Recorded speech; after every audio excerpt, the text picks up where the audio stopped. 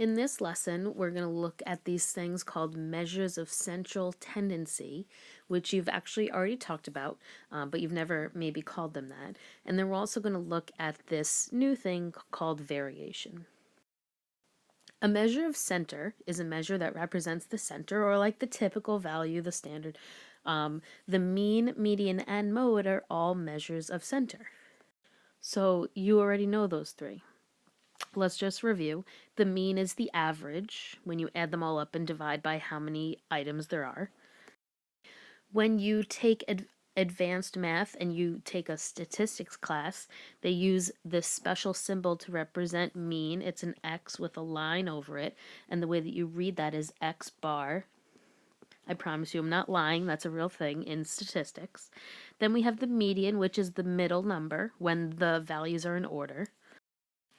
If you have an even number of items, the median is the average of the two middle numbers. You add them up and you divide by 2. And the mode is the value that shows up the most. And you can have one mode, you can have one number that shows up the most, you can have no mode, meaning that they all show up equally, or you can have multiple modes, like, 2 or 3 modes, but you don't usually see that very often. So very simply, let's look at example 1. There's a list of hourly wages at an amusement park based on what people are getting paid. And they want you to find the mean, the median, and the mode for the wages. So why don't you pause the video since you already know that how to do those things. Why don't you do that right now? In order to find the median, since I had an even number of items, I had to find the average between the two. You see, I put these values in order. And obviously, these values are not true to Massachusetts because of the minimum wage. I don't know what it is, but it's definitely not that low. So this is just a fake example. The next question is, which measure best represents the data?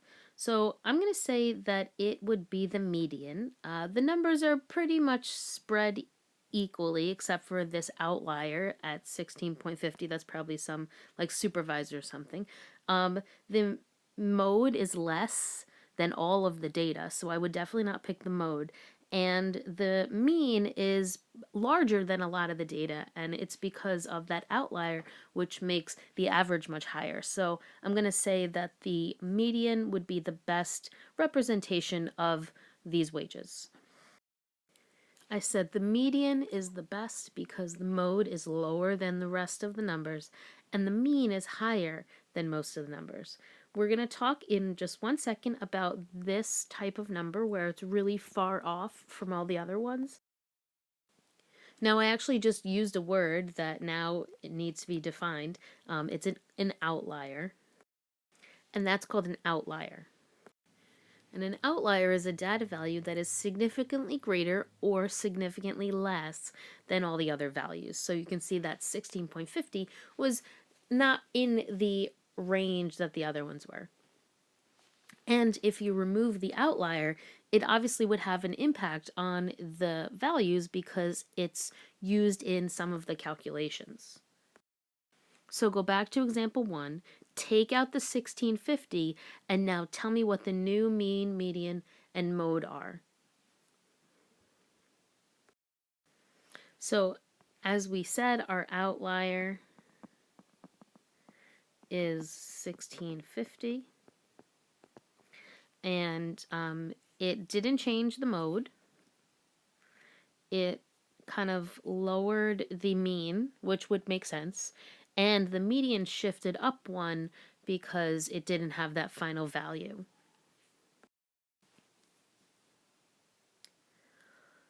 Last thing we have to do in this question is describe a possibility for that outlier, like why does someone make 1650 when the others are making, 8 and change?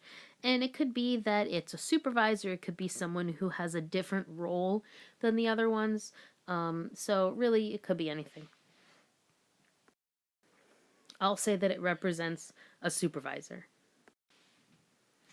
Now, this next session is something that you haven't necessarily talked about before, and that's called variation. Variation describes spread or distribution of the data set, Now, one measure that you've already done is the range. And how do you find range? You take the highest and you subtract the lowest. So very simply, we've got these two reality cooking shows and they have 12 contestants. Find the range of ages for each show. Find the range for show A and the range for show B, and when you're ready, click play. So I've got my ranges, and clearly the range for show B is larger, which means it has a wider spread of ages. Now, the downfall to using the range to talk about the spread of data is that it only uses the two values on the ends.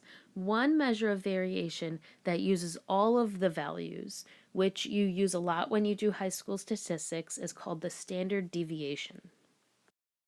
So in a moment, you're going to see this crazy formula, you're going to freak out, and then I'm going to tell you how it's used.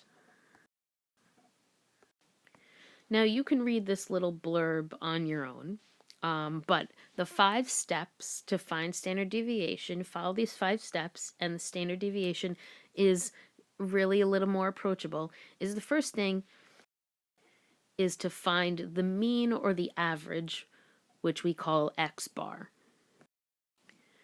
Then what you do is you find the difference from each data value to the mean, which is the X value minus X bar.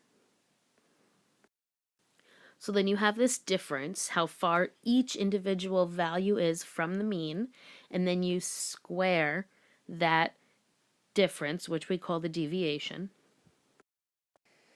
And then you find the average of the squared deviations from step 3.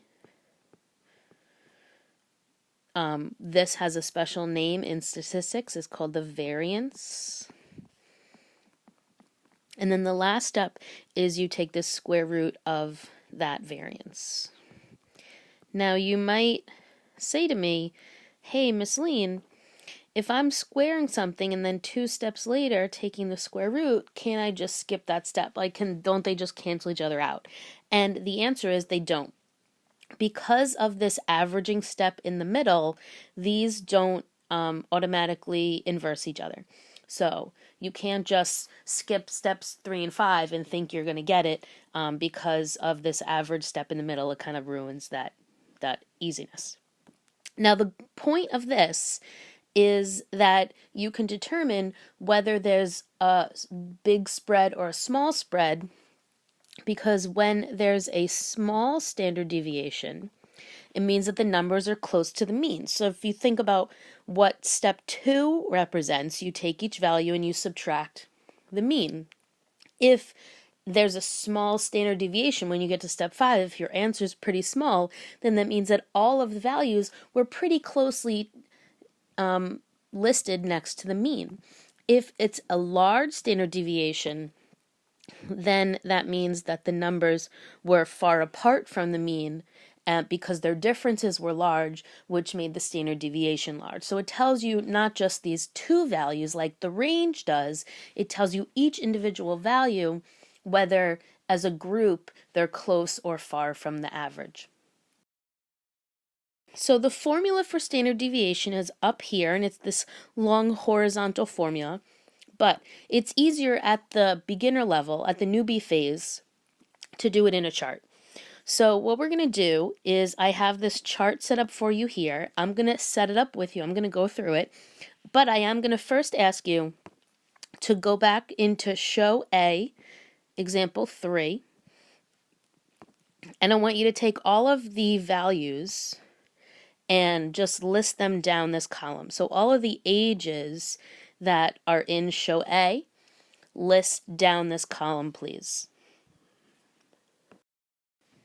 All right, now our first step is to find the average, which we call X bar. So pause the video, add up all the ages, and tell me what that average is.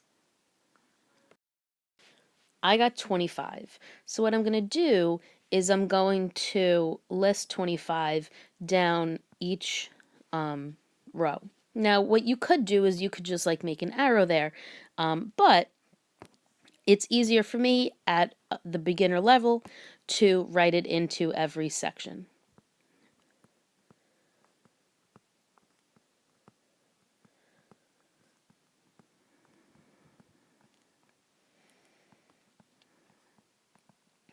All right, now what we're going to do is we're going to take each x value and we're going to subtract x bar.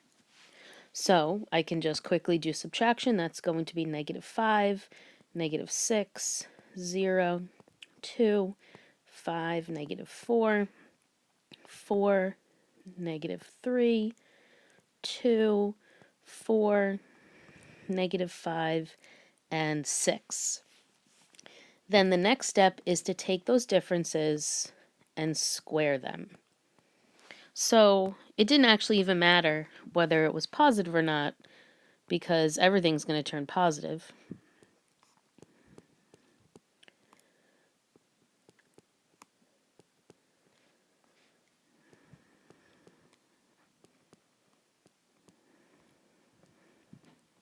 Next step, if you look up above, is to find the average of these squares. So I'm going to add them all up and divide by